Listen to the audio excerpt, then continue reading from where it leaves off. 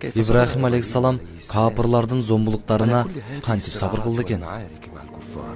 О, балдарым,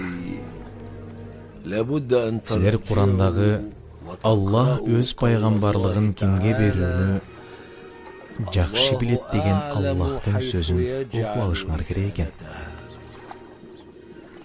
Досторум, Аллах Таала өзү Ибрахимди тандап алды жана аны бизге бүт ааламга жол башчы, элчи кылып, анын ишенимин, акыйдасын ээрчүүнү буйрду. Анан ага Аллах өзү сабыр берип, кадамдарын бекем кылды. Ошентип Ибрахимге капырлардын үстүнөн жеңиш берди. Жана анын урпактарынан пайгамбарларды чыгарып, аларга китептерди түшүрдү. Ошондуктан кайсы гана пайгамбар болгосун, ал сөзсүз, шексиз Ибрахимдин урпагынан чыккан пайгамбар.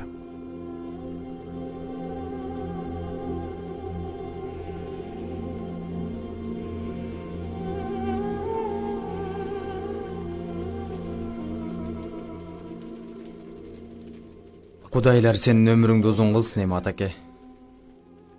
Кудайларды жоготконго гана кайгыргын уунахур. Кудайлар гана кайгырууга татыктуу.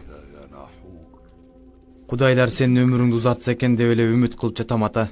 Мен апам менен иним Харанды жоготтум. Эми бул жашоодо жалгыз жашагым келбейт. Бир нерседен эч ким кутулган эмес балам. Ал нерседе кудайлар да жардам бере албайт. Шапаат кыла албайт, жана аларга дуа кылсаң да угушпайт. Бул өлүм балам, өлүм. Өлүм. Ошол кезде Ибрахим атасына акыркы насааттарын айтайын деп жанына келип: "О атаке, жалгыз Аллахтан башка кудай жок. Ибрахим анын пайгамбары деп күбөлүк берип кой. О Раббим, мени кечир, мага мээримиңди төк. Сен мээримдүүлөрдүн мээримдүүсүсүң" деп айтып кой, деди. Мен бут кудайларга гана сыйынам. Алардан башкага сыйынбайм. Алардын Раббиси болсо да сыйынбайм. О ата, Мардуктун ыраазычылыгын алып өлгүн. Ата бабаңдын дининде жан бер. Бизге мындан башка жашоонун кереги жок. Эч кандай кайра тирилүү, эч кандай акырет жана эч кандай эсеп болбойт.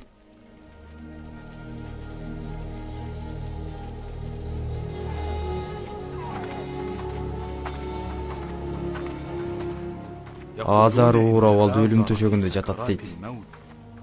Ибрахим ага өлүм алдында Аллахтын жалгыздыгын айтып, азапка чейин күбөлүк айтып калууну насаат кылыптыр. Бирок Азар өтө өжөр адам.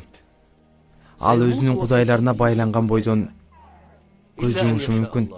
Бирок Аллахтын каалаганы болоочу. Ал жүрөктөрдүн ээси жана жүрөктөрдү каалаган жагын өзгөртүп коет. Раббибиз кулдарына зулум кылуучу дагы эмес. Ибрахим атасына көп эле насаат айтты. Бул дагы Аллахтын бир чоң белгиси. Өз атасы Азар күнөөкөр капыр болду. Эми силер бул жерде күтө тургула. Ажал өлүм төшөгө. Бул жакындар гана күбө боло турган жагдай. Азар дагы менден жана балдардан башканы көргүсү келбей жатыптыр.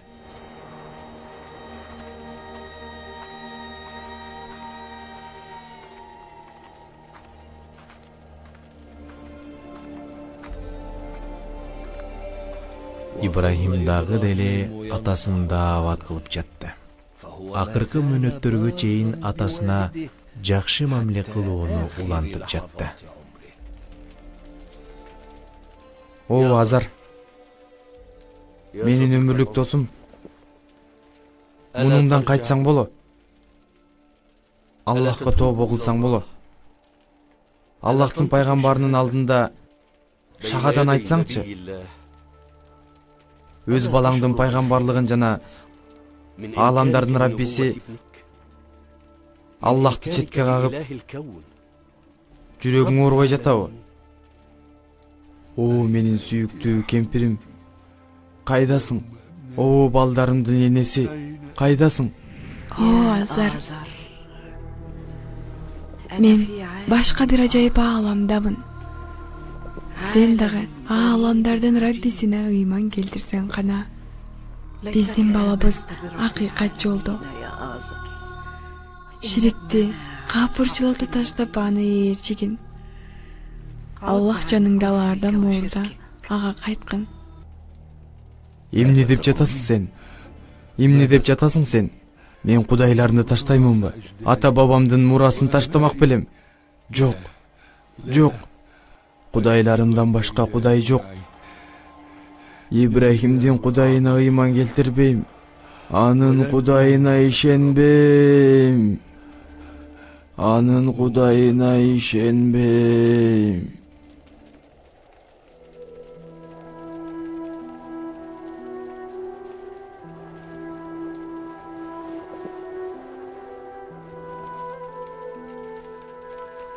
Атаке.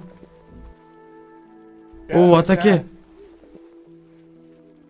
Кудайларга, кудайлардын бейишине жакшы бар, атаке.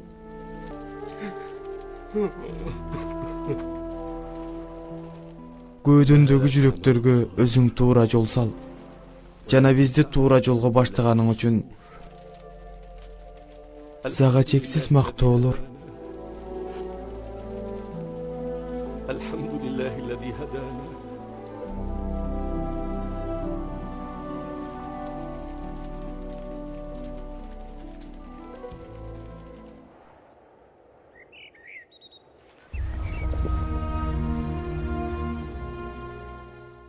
О, менин кожойкем, эмне мынча кайгырасыз? Сара кызматкерине адам баласы ар дайым үмүт кылып жашайт. Бирок Аллах Таала бардык нерсени өз өлчөмү менен жараткан. Ошондуктан биздин дагы балалуу болушубуз ошол өлчөмгө жараша болот. Өзүмө дагы, Ибрахимге дагы Аллах каалагандан ашыкча пайда алып келе албаймын. Ал эми Ибрахим азыр Аллахка чакырып сапарда жүрөт. Аны адамдарды жалгыз Аллахка сыйынууга даават кылуудан башка эч нерсе ойлондурбайт, деди. Бирок ал сиздин күйөөңүз да. Сара, сен туура айтасың. Ал менин күйөөм. Бирок бардык күйөөлөр баланы жакшы көргөндөй эле менин күйөөм дагы балалуу болгусу келет. О Аллахым, ошондуктан биздин иштерибизге ийгилик бергин. Ийгилик сенин колуңда, деди.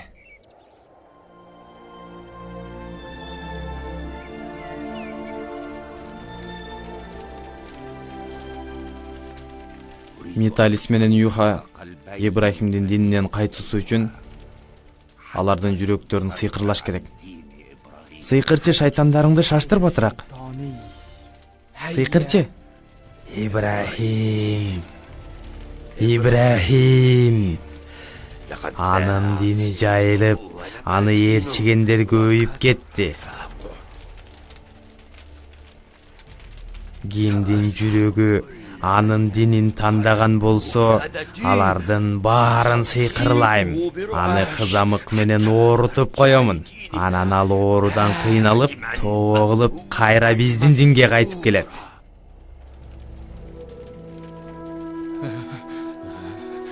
Апа, Кудайга дуа кылып, мага жардам сураңызчы, апа.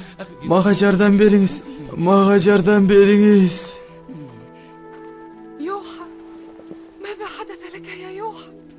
ولدي اللهم احفظه بحفظك الجميل يا حي يا قيوم برحمتك أستغيث.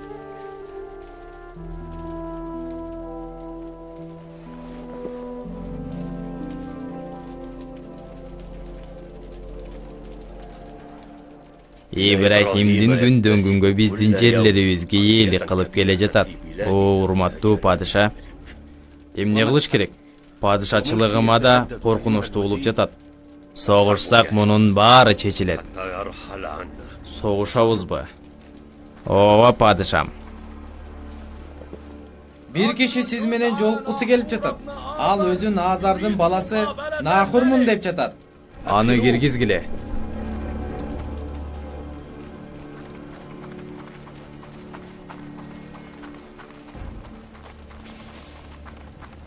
Oğluk padişa, menin atım Nahur. Kaysı Nahursun? İbrahim'din ağası Nahurmun. Bizden sağa emne gerek? Men anın dininde emasmın. Atam ömür boyu Kudaylardın kızmatında жүрүп көз жумду. Жана Ибрахимдин динине өткөн жок. Атамды акыркы сапарга узатуу жөрөлгөсүн сиздердин ибадатканалардын биринде өткөрүүгө уруксат сураганы келдим. Ооба Нахор, ооба. Өткөрө бер Нахор. Сен эмне деп жатасың, эй вазир? Сен бара бер эми Нахор.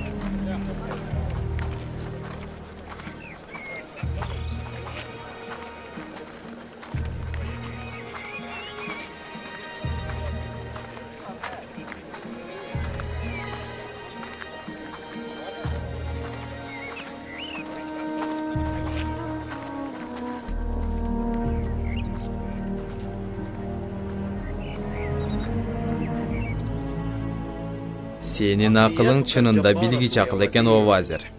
Senin akılдуулугуң курал менен болчу согушту айлакерликтин, коолуктун согушуна айландырды. Ооба, эгер элдер азардын биздин ибадатканада жерге берилип жатканын көрсө, алар Ибрахимден алысташат. Жана Ибрахим жада калса атасында өзүнүн динине ишендире албаптыр деп ойлоп калышат.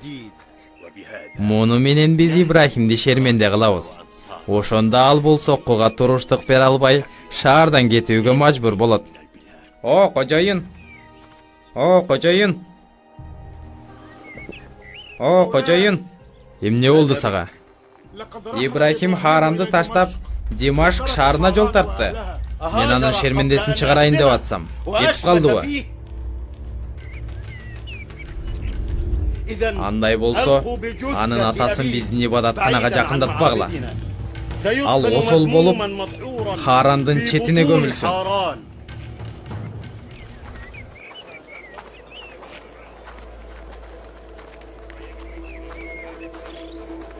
Ошентип, Аллахтын халили Харанды таштап жөнөдү. Ал өзүнүн улоосу менен болчу, жана ал кербендин эң аягында жүрчү. Ал эми Сара болсо, аялдар менен ортодо эле. Алар Аллахтын жолунда Аллах үчүн диндерин сактап, көчүп хижрат кылышты.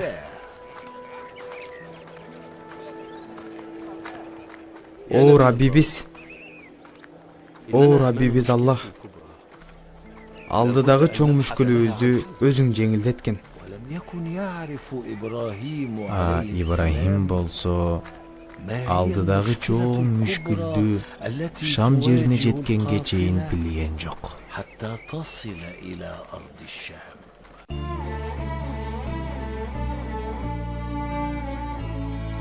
يلي خليلك ربنا من زيك، يلي ضيوفك من السما نزلت لك،